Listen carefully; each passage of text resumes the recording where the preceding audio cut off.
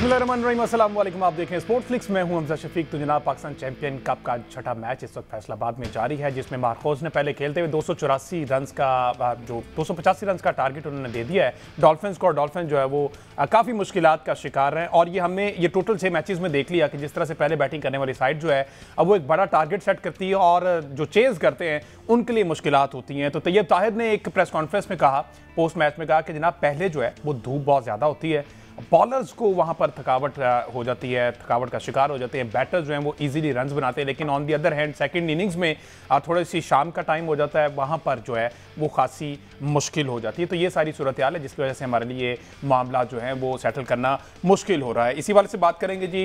इस वक्त former test cricketer Azhar Khan साहब हमारे साथ मौजूद है। आकिब कुरैशी ने स्टूडियो में ज्वाइन किया और अहमद सईदी हमारे साथ मौजूद है। फॉर्मर टेस्ट क्रिकेटर कप्तान जो है साहब एक सलमान भट्ट साहब, वो भी हमारे साथ टेलीफोन लाइन पर मौजूद होंगे। अजहर खान से ही शुरू करते हैं। सर बहुत शुक्रिया अजहर खान साहब आपके वक्त का। अजहर खान साहब, ये जो चैंपियंस कप चल रहा है इसमें बहुत सी राय सामने आ रही हैं, दो राय सामने आ रही हैं कि एक तो कह रहे हैं कि ये स्टैंडर्ड इसका ठीक है, लेकिन एक दूसरी पार्टी कह रही है कि जनाब ये बैटिंग के लिए बहुत साजगार है, यहाँ पर कोई टैलेंट सामने नहीं आएगा। आपकी क्या राय है इस पे? बहुत शुक्रिया आपका इनवाइट करने का अपने शो में। अच्छा, मैं बात ये कर रहा हूँ कि अभी आपने जो क्वेश्चन किया ना जी सर, इसके दो जो है ना वो मफहूम मुझे समझ आते हैं। एक तो ये कि जो करंट चैंपियनशिप जो चैंपियंस ट्रॉफी चल रही है जी, इसके बारे में आपने बात की, तो मुझे कुछ चीजें जो है ना वो इसलिए समझ नहीं आ रही कि इस चैंपियंस ट्रॉफी से आपको क्या हासिल होगा और क्या नुकसान होगा। मैं पहले ये देखना चाहता हूँ कि ये चैंपियंस ट्रॉफी जो वनडे क्रिकेट है, मतलब 50 ओवर पर महीत है, 100 ओवर होने हैं, इसमें अभी जो आपने बात की कि जो सुबह के वक्त या जब 3 बजे मैच शुरू होता है तो उसका धूप जो है वो अपनी पूरी तमाज़त के साथ मौजूद होती है। और लड़कों के लिए ना वो जो 50 ओवर होते हैं ना धूप के, उसके बाद उनका जो एनर्जी लेवल है, स्टेमिना है या उनका जो खेलने का तरीका है, उसमें बहुत फर्क महसूस होता है। और वो टीम जब दोबारा बैटिंग के लिए आती है तो उनकी जो मेंटल एटीट्यूड है या मेंटल एट्रीब्यूट्स है या उनकी जो बॉडी लैंग्वेज है और उनको रन्स करने चेज करने में जो मुश्किलात पेश आ रही है, वो मेरे ख्याल में ये मेरे लिए एक्सेप्टेबल नहीं है। वो इसलिए कि as a cricketer I am a very humble student of cricket. मुझे सिर्फ इस चीज का इल्म है कि ये वनडे क्रिकेट जो है, अगर आप इसमें इतना थक जाते हैं तो फिर आप मुझे बताएं कि टेस्ट मैचेस जो कि 5 दिन पर मुहित होता है, उसमें आप मेंटली, फिजिकली, टेक्निकली कितने आपको आप अपने जोर बाजू के साथ ना वो टेस्ट मैच खेलेंगे। अब ये तो बात आ गई सिर्फ वनडे की, तो हमारी प्रिपरेशन किसकी होनी चाहिए थी, वनडे की या टेस्ट मैचेस की? टेस्ट मैचेस जो है वो 5 डेज के होते हैं, वनडे जो है 50 ओवर का। अब 2 नए बॉल इस्तेमाल हो रहे हैं, 2 नए बॉल जो इस्तेमाल हो रहे हैं 25-25 ओवर के जो है ना वो दोनों साइड से ओवर होते हैं। अब बॉल की जो आप लिकर देख लें या उसकी जो सीम देख लें या उसकी हार्डनेस या सॉफ्टनेस देख लें, वो जब 2 बॉल इस्तेमाल होंगे तो उनको इतना फर्क नहीं पड़ेगा। When you go into the test matches तो वहां 90 ओवर्स पर डे जब आपने करने हैं ना, तो जो कोकोपरा का बॉल है उसकी जो हार्डनेस है उसमें फर्क पड़ जाएगा। 25-30 ओवर के बाद उसकी सीम नीचे चली जाएगी, basic nature of the pitch होगी, उसकी वजह से वो स्टफ्ड अप हो जाएगा। और बॉल अगर रिवर्स हुआ तो रिवर्स करने के लिए आपके पास ना एटलीस्ट 145 प्लस से बॉल करने वाले बॉलर मौजूद होने चाहिए। अब आप क्योंकि बेहतर जानते हैं, I think Salman Butt is in a very good position to give you the exact happening, क्योंकि वो माशाल्लाह फैसलाबाद में मौजूद है। और जो आदमी मौजूद होता है ना ग्राउंड में, वो उसकी जो थिंकिंग होती है वो टोटली डिफरेंट होती है जो कि स्टूडियो में बैठ कर या हम जैसा जो एक हम्बल स्टूडेंट है वो आपको डेलिब्रेट कर सकता है। तो सर आप भी ग्रेड्स में शामिल हैं। वैसे अजहर खान साहब, अगर जनरली पॉइंट ऑफ व्यू आपका लेना चाहूँ इस ओवरऑल टूर्नामेंट के सिलेक्शन भी आप ये जिम्मेदारियां भी अदा करते रहे हैं। हमारा मेन मोटिव है इस टूर्नामेंट को कराने का कि हमने अपनी बेंच स्ट्रेंथ जो है वो इंप्रूव करनी है। अभी तक जो 6 मैचेस हुए हैं और जितने आपने इसमें देखे हैं, जिनकी परफॉर्मेंसेज हैं बॉलर्स बैटर्स की, आप समझते हैं कि इस टूर्नामेंट से कहीं ना कहीं हमारी जो बेंच स्ट्रेंथ है, जिसका बड़ा फुकदान है, उसमें कोई बेहतरी आ सकती है? क्योंकि मुझे जो महसूस हो रहा है ना, वो ये है कि ठीक है, ये बड़ा हाई प्रोफाइल टूर्नामेंट बन गया है और इसकी जो अपनी आप देख लें कि जो इसकी इंटेंसिटी है या इसको प्रोजेक्शन जो मिल रही है वो ये है कि वन डे टूर्नामेंट की प्रिपरेशन जो है वो आपकी चैंपियंस कप ट्रॉफी जो है जो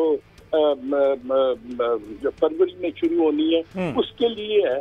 तो फिलहाल जो हमें, मैं एज ए क्रिकेटर फील करता हूँ कि जो एक इमीडिएट टास्क है वो तो हमारा टेस्ट मैचेस खेलना, वो तो इंग्लैंड के साथ हमने 3 टेस्ट मैचेस खेलने हैं। अब अगर हम प्रिपरेशन कर रहे हैं वनडे की और हमारी जो इनकमिंग सीरीज जो आ रही है वो आ रही है टेस्ट मैचेस की, तो हम, मुझे समझ नहीं आ रही कि आप किस बेस पर सिलेक्शन करेंगे।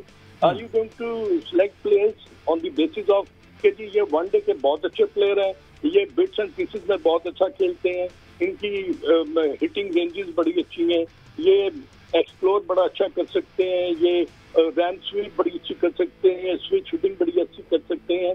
तो मुझे एज अ सेलेक्टर जो आपने क्वेश्चन किया ना, मेरे लिए तो सबसे बड़ी अचंभे की बात होगी कि मैंने T20 या वनडे की टीम सेलेक्ट करनी है या टेस्ट मैच ही करनी है।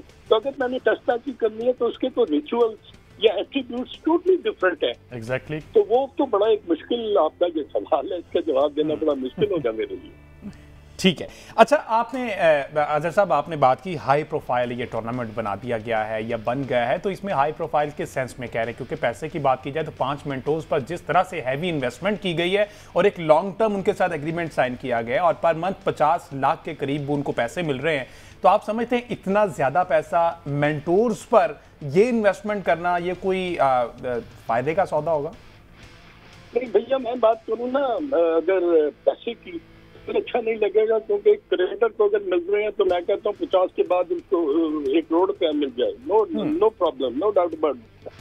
क्या इन 5 मेंटोर्स से अगर आप अलग-अलग बैठकर ये बात करें कि आप हमें ये बताएं कि हमारी इमीडिएट सीरीज जो है वो इंग्लैंड के साथ है, 2-0 हम बांग्लादेश के साथ वाइट वॉश करवा के हम फारिग हो चुके हैं, तो अब मुझे ये बताएं कि ये अगर 5 जो आपके मेंटर्स हैं ये क्या आपको जवाब देंगे जब व्हेन दे फील इट कि they are not under any pressure, और वो सही बात को सही तरीके से बताएंगे कि जी क्या वनडे की प्रिपरेशन जो है टेस्ट मैच के लिए ठीक है।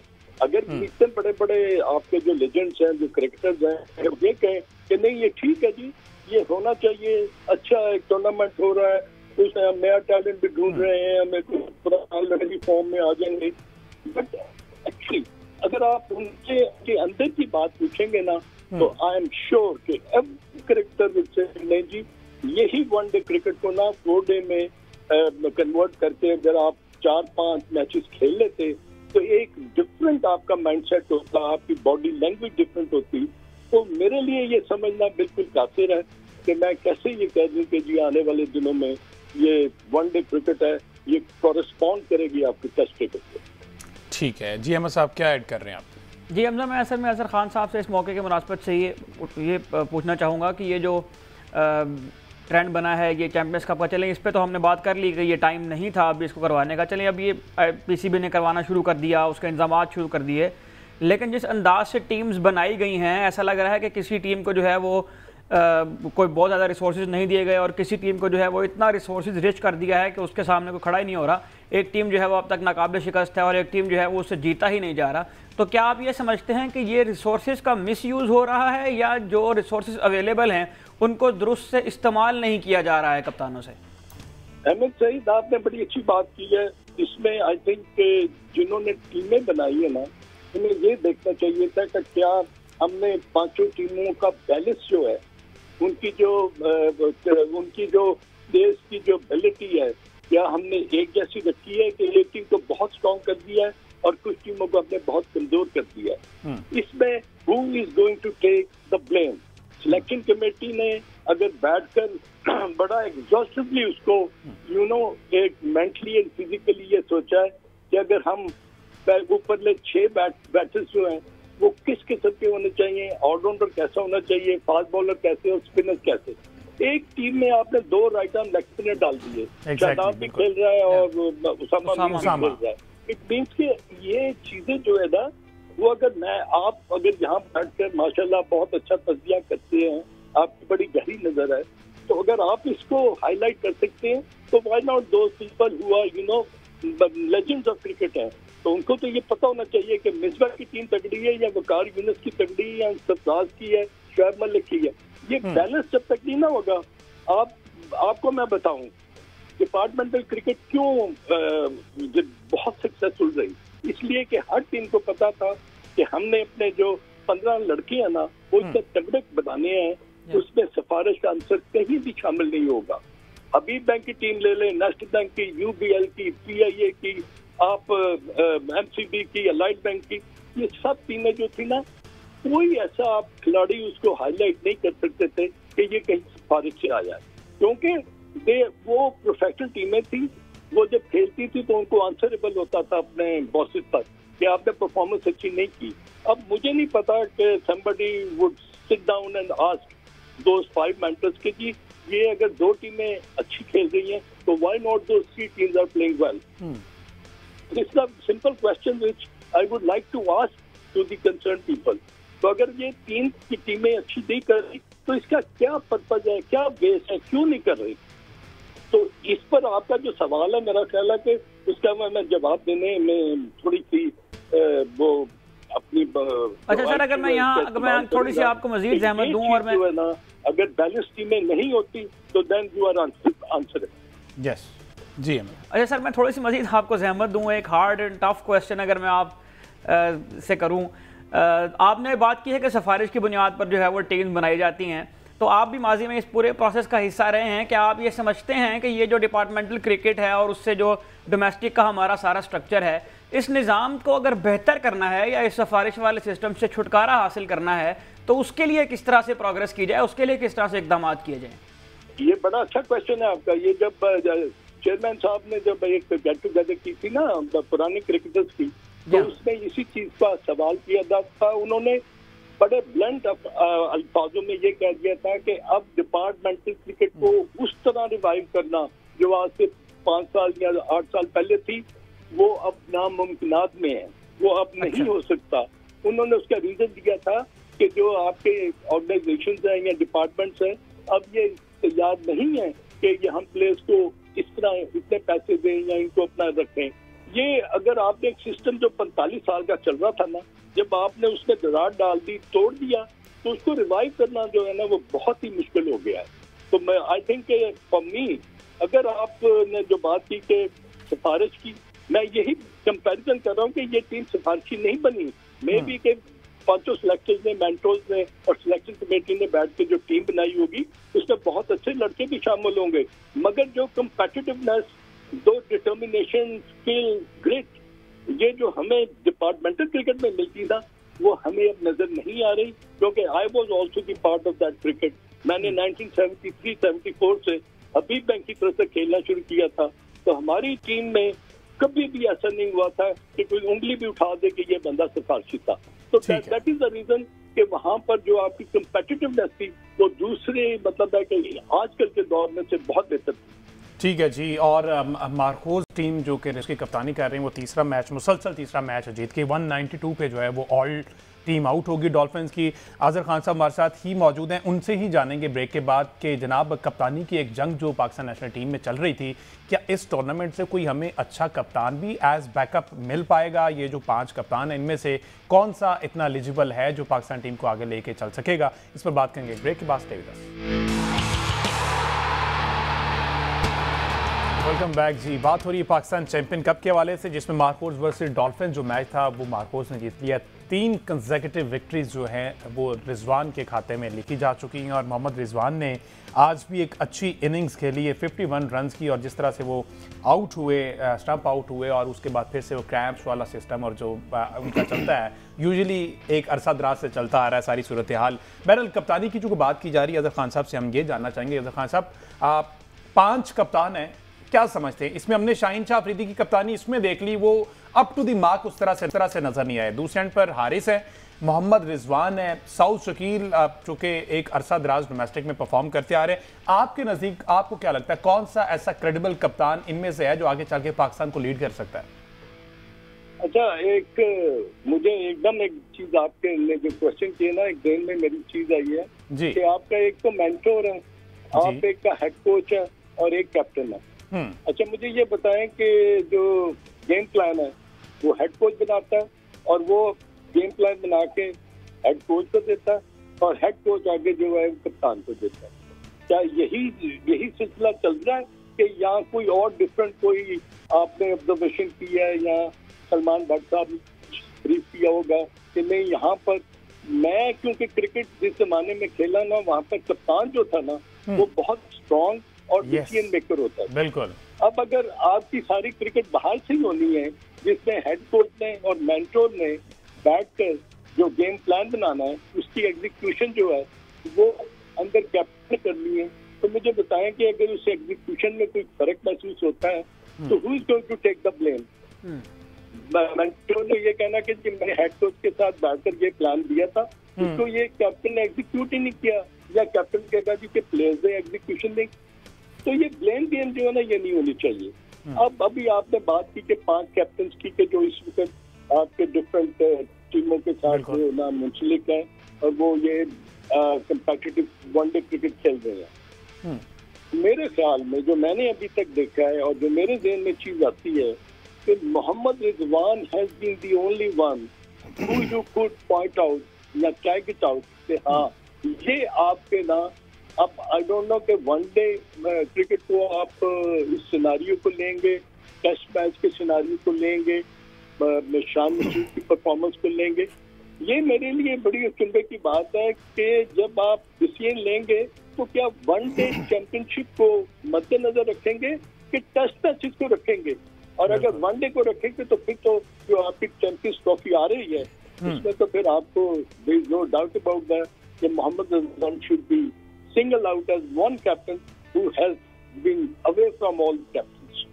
सर, ये आपने जो अजहर खान साहब रिजवान की बात की है, मैं थोड़ा सा इस पे ही कहना चाहता हूँ कि रिजवान जैसे बंदे जो है ना वो पाकिस्तान क्रिकेट बोर्ड को पसंद नहीं होते, क्योंकि रिजवान अगर कहे ना कि मुझे ये बंदा चाहिए तो वो उसको बंदा हर हाल में चाहिए होता है। तो आपको भी पता है क्योंकि आप क्रिकेट का भी हिस्सा रह चुके हैं, रिजवान जैसे जो अपने स्टैंड पे खड़े होते हैं वो उस तरह के बंदे पाकिस्तान क्रिकेट बोर्ड जो है ना अफोर्ड नहीं कर सकता, चाहे वो ये वाला दौर हो चाहे वो पुराना दौर हो। और जो भी आपने बात की है कप्तान स्ट्रॉन्ग होना चाहिए, तो यहाँ पे कप्तान को स्ट्रॉन्ग होने दिया नहीं जाता। जब बाबर आजम फुल पावर के साथ 2023 में T20 वर्ल्ड कप में कप्तान थे तो उनको ड्यूरिंग वर्ल्ड कप जो है पैगाम पहुंचाया जाता है इंडिया में कि भाई ज़रा वापस आएँ, तो वापस आके ज़रा जवाब तलबी दें। तो ये कप्तान का स्ट्रॉन्ग होना इज समथिंग एल्स, लेकिन उसके पीछे जो महरकात होते हैं उसको बड़ा ज़रूरी होता है देखना। और स्पेशली ये जो 5 हमारे जो इसमें चैम्पियंस कप में कप्तान है, आप इसमें से देख लें कि कौन सा कप्तान आपका बैकअप है।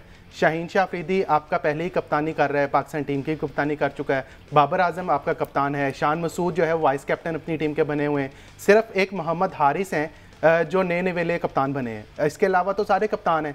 तो वो जो बैकअप वाला मामला था ना कि कप्तान हमें बैकअप में मिल जाएगा, मेरा ख्याल है इस टूर्नामेंट के बाद हमें कप्तान कुप्तान कोई नहीं मिलना। हाँ, हम ये दुआ कर सकते हैं, बल्कि दुआ करनी भी चाहिए कि हमें कोई बैट्समैन मिल जाए, हमें कोई बेंच स्ट्रेंथ मिल जाए कि बाद में हम 2 साल बाद या 3 साल बाद ये ना कहें कि हम अगर बाबर आजम को निकालते हैं तो हम उसके पीछे उसके बाद रखें क्या। तो हमें प्लेयर्स को मेरा ख्याल है जो ज़्यादा बैकअप करना चाहिए। कप्तानी वाला मामला अगर इनके बैकअप में होता तो मेरा ख्याल है ये किसी यंगस्टर को बनाते, ना कि वही चले हुए जो PSL में भी कप्तानी कर रहे हैं, जो पाकिस्तान टीम की भी कप्तानी कर चुके हैं, उनको कप्तानी देते ही है। तो आप समझते हैं अजहर खान साहब कि कोई नया चेहरा बीइंग कैप्टन ट्राई करना चाहिए था इस टूर्नामेंट में? नहीं, आप देखें ना, आपके सवाल में ना आपका जवाब भी जो है ना वो बिल्कुल इन्हा है। वो इसलिए कि जब भी आप कैप्टनसी के रोल को आप डिफाइन करते हैं ना तो बहुत सारी चीजें देखने पड़ती हैं। जो 11 खिलाड़ी है ना उनमें से आप क्यों कैप्टन चूज करते हैं? वो इसलिए करते हैं कि उसकी जो परसेप्शन होती है, उसकी जो थिंकिंग होती है, जो उसका गेम प्लान होता है ना, वो 10 जो आपके खिलाड़ी होते हैं उनसे बहुत बेहतर होता है। उसकी सोच बहुत आगे की तरफ होती है। अगर वो डिसीजन मेकिंग में कम हो जाएगा, सर उसका गिर जाएगा, उसका चेहरे के एक्सप्रेशन लगेंगे कि ये गिरा हुआ है, तो वो फिर पता क्या पूरे जो 10 खिलाड़ी है ना वो भी इफेक्ट होंगे। तो अब देखना ये है कि पहले क्या कैप्टन जो है एज ए रोल मॉडल, अगर वो अपनी परफॉर्मेंस से वो अपने 10 प्लेयर्स को या जो ड्रेसिंग रूम में लड़के बैठे हैं उनको जब तक वो मोटिवेट नहीं करेगा, कन्विंस नहीं करेगा, और वो जो 10 खिलाड़ी है ना ग्राउंड में, वो ये कहेंगे कि नहीं जी हमारा कप्तान जो है ये तो मुश्किल वक्त में भी ये इसने छाती चौड़ी करके आगे खड़ा हुआ है, is taking the pressure, is taking the Brunt, और वो परफॉर्म भी कर रहा है, हारे हुए मैचेस भी जता रहा है। जब आपका कप्तान इस तरह का होगा ना तो ऑटोमेटिकली जो 10 खिलाड़ी है ना वो भी आपको ना सपोर्ट करना शुरू कर देंगे जान। अब मुझे बताएं, अभी मैं आपको एक मिसाल देता हूँ बांग्लादेश में के खिलाफ 26 for 6। आप मुझे बताएं कि वो कौन सा बॉलर होगा जो ये नहीं कहेगा मुझे बॉल दो, वो छीनेगा कप्तान से, मुझे दो, मैं अभी फारिग करता हूँ, अभी मैं 4 खिलाड़ी आउट करके तो अपनी टीम को ना कुछ 250-200 रन की मैं लीड लेके देता हूँ। मगर जब आपके बॉलर किसी ने टांग पकड़ ली, किसी ने घुटना पकड़ लिया, किसी ने कमर पकड़ ली, तो ये मैसेज क्या गया ड्रेसिंग रूम में, ऑपोजिशन को ये क्या मैसेज दिया, और ये तो सारे गिरते हैं, इनको तो पकड़ लो, ये तो नहीं उठ सकते। तो इसलिए कप्तान का परफॉर्मर होना, डिसीजन मेकिंग में उसकी जो बॉडी लैंग्वेज है, तगड़ा होना, fitness, skill, determination, never say die attitude, अगर ये चीजें उसके पास नहीं होंगी तो आई डोंट थिंक सो कि वो टीम को लड़ा सकता है। अच्छा खान साहब, छोटा सा आपसे सवाल पूछना चाहता हूँ। आप साबिक चीफ सिलेक्टर भी रहे हैं, पाकिस्तान क्रिकेट पे आपकी काफ़ी क्रिटिकल आई भी है।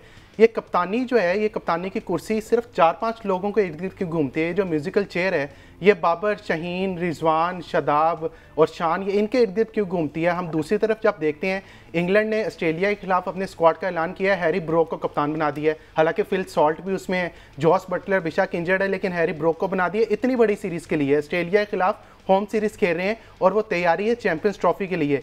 इंडिया की तरफ देखते हैं वो हर सीरीज में कोई ना कोई नया कप्तान ले आते हैं, शुभमन गिल ले आते हैं, ऋषभ पंत ले आते हैं, सूर्या को ट्राई लेकिन हमारे यहाँ ये कप्तानी की म्यूजिकल चेयर 5-6 नामों के इर्द गिर्द बाहर क्यों नहीं जाती है? आपके नजदीक क्या वजह है, क्यों इस तरह का मामला होते हैं?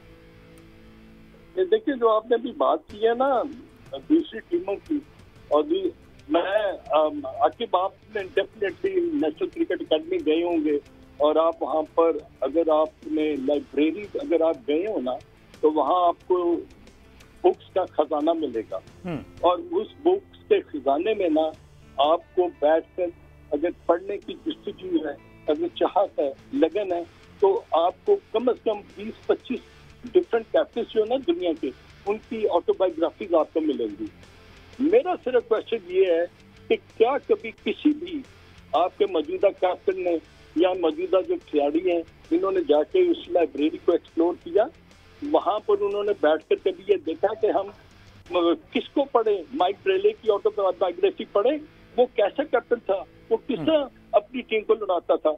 हम कभी क्लाइव लॉयड की कप्तानी को देखें, कभी हम सचिन तेंदुलकर की कप्तानी को देखें, एज ए बैटर वो कितना परफॉर्म करता था, मगर हम इन चीजों में पढ़ते नहीं है।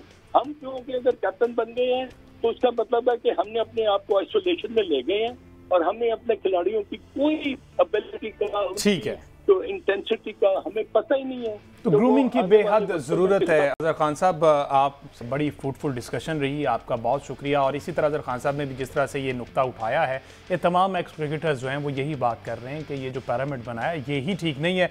एक ब्रेक लेते हैं जी, ब्रेक के बाद जब वापस आएंगे तो फॉर्मर कैप्टन सलमान बट साहब हमारे साथ टेलीफोन लाइन पर मौजूद होंगे, उनसे जानने की कोशिश करेंगे आखिर कामरान गुलाम क्या करे और कि वो नेशनल टीम के लिए कंसीडर किया जाए, क्योंकि वो तो परफॉर्मेंस पे परफॉर्मेंस दे रहा है, लास्ट 6 साल से दे रहा है। इसकी क्या वजह है जी, जानते हैं एक ब्रेक के बाद। स्टे विद अस।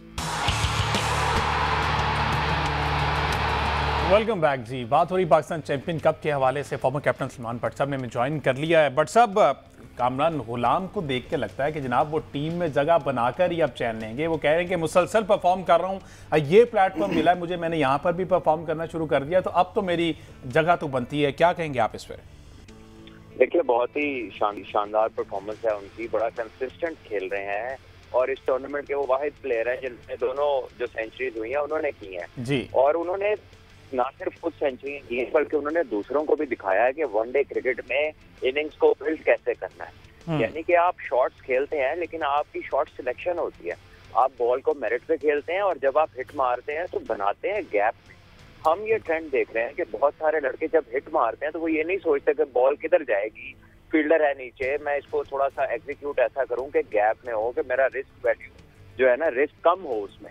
लेकिन जो कामरान गुलाम ने बारियां ली हैं वो बहुत शानदार है। उनमें स्ट्राइक रोटेशन भी नजर आती है, उनमें बॉडी के करीब खेलते हैं, टेक्निक उनकी बाकियों की निस्बतन कॉम्पैक्ट है, और साथ पेशेंस का मुजाहरा भी किया, क्योंकि अर्ली विकेट्स आज भी गिरी, आज भी दोनों ओपनर दोनों टीमों के पहले 10-10 ओवर में आउट हुए हैं, और बल्कि वो तो दूसरे ही ओवर में अंदर आ गए थे। बिल्कुल ठीक है। अच्छा, स्टैट्स के वाले से थोड़ा सा जानना चाहूँगा कि कामरान गुलाम आखिर जो मुसलसल परफॉर्म कर रहे हैं, क्या स्टैट्स हैं मसई साहब उनके? हमजा कामरान गुलाम की गुज़श्ता 8 इनिंग्स में हम देखें तो ये उनकी चौथी सेंचुरी है, और अगर हम फर्स्ट क्लास की बात करें तो 28 साल कामरान गुलाम जो है वो अब तक 59 फर्स्ट क्लास मैचेस की 98 इनिंग्स में 4377 रन बना चुके हैं, 49 की इनकी एवरेज है। लिस्ट ए क्रिकेट में 87 मैच इन्हें खेले हैं, 3134 रन हैं, 43 की एवरेज है। फर्स्ट क्लास में इनकी 16 सेंचुरियाँ हैं, लिस्ट ए में इनकी 7 सेंचुरियाँ हैं। कायज़म ट्रॉफी में उन्हें 7 मैचेस 11 इनिंग्स में 599 रन स्कोर किए थे 66 की एवरेज से, और बाय द वे ये अहमद शहजाद के रन से ज़्यादा हैं। और इस टूर्नामेंट के अंदर भी जो है वो कामरान गुलाम टॉप स्कोर हैं, जिन्होंने 3 मैचेस के अंदर 239 रन बना लिए हैं 79 की बैटिंग एवरेज से 2 सेंचुरीज के साथ। इसी तरह ही है। अच्छा बट साहब, रिजवान की टीम ने मुसलसल तीसरा मैच जीत लिया है, तो मेरा ख्याल ये तगड़े तरीन कप्तान जो हैं, या तो उनका कॉम्बिनेशन उनको बड़ा अच्छा मिल गया, या फिर इस कॉम्बिनेशन को जो भी मिला है उसको यूटिलाइज करना, यूज़ करना जो है वो रिजवान को। आवाज़ का इशू है जी, ज़रा चेक कीजिएगा। बताइएगा। अच्छा बट साहब, रिजवान की मैं बात कर रहा हूँ कि मुसलसल 3 मैचेस जो जीत के हैं, तो तगड़े कप्तान दिखाई दे रहे हैं। तो मेरा सवाल ये था कि रिसोर्सेज सबको सेम ही मिले, या फिर इन पर कोई खास शफकत की गई है, इनको कोई क्रीम निकाल के दे दी गई है जिसको यूटिलाइज करना वो जानते हैं? देखिए, ड्राफ्टिंग का मेथड है, और अगर ड्राफ्टिंग का मेथड है ये तो उसमें लक फैक्टर भी होता है, लेकिन जो भी मेथड होगा अपॉर्चुनिटी तो इक्वल होगी। आप कोई और को फेवर तो नहीं दी गई होगी कि यार ये आप अच्छी टीम बनाए बाकियों की खैर है, ऐसा तो नहीं हुआ होगा। सो आई गेस के उन्होंने जो लकीर हैं, जो ड्राफ्टिंग में ऑप्शन आएंगे, या उनका होमवर्क था, वो जानते थे अवेलेबल प्लेयर्स, तो उन्होंने पिक किया कि उनकी सारी बेसिक कवर्ड है, चाहे वो ओपनर्स हो, चाहे मिडिल ऑर्डर हो, चाहे पावर हिटर्स हो, फास्ट बॉलर्स हो। तो अगर आप उनको ओवरऑल कंपोजिशन देखें तो बड़ी आइडियल है रिजवान की टीम। अच्छा बट साहब, हमने देखा मीर हमजा ने बड़ी नपी तुली बॉलिंग की, 10 ओवर्स करवाए, सिर्फ 26 रन दिए, और 2.6 की इकॉनमी रेट है। 2 खिलाड़ी उन्होंने आउट किए। क्या समझते हैं आगे जो टेस्ट सीरीज आ रहे हैं, तो ये इस कंसिस्टेंसी को कंटिन्यू करेंगे, और समझते हैं कि ये ऑन मेरिट अब इनको मुसलसल आगे जो 3 हमारी सीरीज हैं टेस्ट की, इनको हिस्सा होना चाहिए? देखिए, वो होंगे हिस्सा, बिकॉज आपके पास ये 2-4 ही ऐसे बॉलर्स हैं जो कंसिस्टेंट फर्स्ट क्लास खेलते रहे हैं, और जिनका 100 मैचों से ज्यादा फर्स्ट क्लास मैचेस तजुर्बा है। और यही वजह है कि वो नफी तुली लाइन लेंथ पे बॉलिंग करते हैं, और उनको रन करने के लिए बैट्समैन को बहुत अच्छा खेलना पड़ता है, टाइम पेशेंट होना पड़ता है, और जहां पर पिच में थोड़ा बहुत कह लें कि सपोर्ट होती है बॉलिंग के लिए, तो वो वहां पे अच्छी खासी मुश्किल करते हैं। तो ये सारे वो बेनिफिट्स हैं जो आपको फर्स्ट क्लास के एक्सपीरियंस से आते हैं, और यही वजह से आप देखते हैं कि वो अपनी फील्ड के मुताबिक बॉलिंग करने में कामयाब हैं।